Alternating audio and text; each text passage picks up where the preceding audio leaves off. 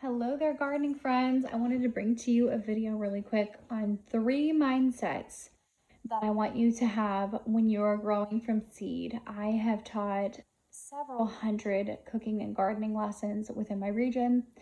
I've heard a lot of feedback from a lot of people who have started growing and tried to start growing. And so I'm going to help you bring some fresh perspective on ways that you can keep yourself motivated in the garden and mindsets to have when you begin growing.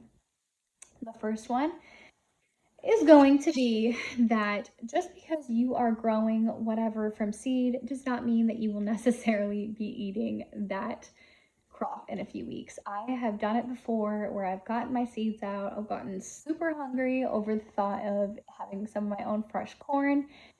And wouldn't you know it, I had some really nasty pests show up in my corn, and I did not even eat one bite of corn that year.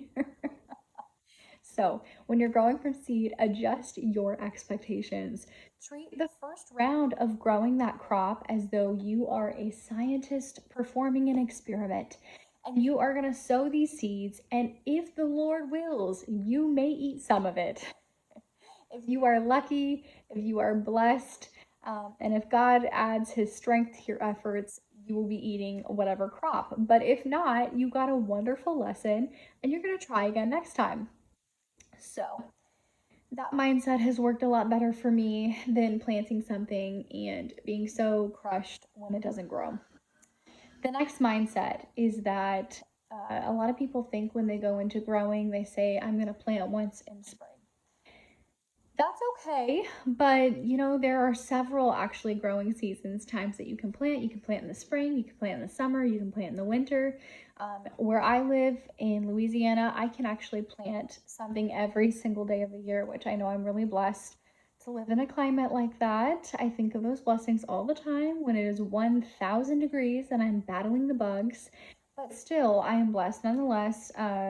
But when you're learning to grow, you really do need that extra practice. So get in your head that you're going to be sowing, your initial set of seeds, and then say, I'm going to have a goal to grow one thing, one new thing every month. And just starting out different seed types, even if you don't think you're going to grow them all the way into adulthood, just the practice is so useful. So remember that you are succession sowing. You are not sowing one time. You are going to sow multiple times to get in the practice and do this thing. The next thing that I wish my little garden students would stop doing is please do not buy designer seeds when you are trying your first time of growing. I made this mistake. I am a Baker Creek absolute fanatic, and I spent thousands on my stash. And that's really nice. It is nice to have a lot of really good quality seeds. But the thing is that when you're growing and when you're practicing growing, a $7 packet of seeds is not really practical for you because you are going to start out by killing a lot of plants. Say it together with me. I can kill plants and still be a good gardener. You're practicing the skill of keeping something alive. And so when you go to grow, be sure not to make it super risky for yourself by buying a bunch of very expensive seeds. I like to keep things cheap or free. When my students are starting out, I will give them seeds that I bought in bulk, and it works out really beautifully. We have a seed library nearby. You can put a post on your Facebook Marketplace and say, hey, does anybody have extra seeds? I'm practicing growing.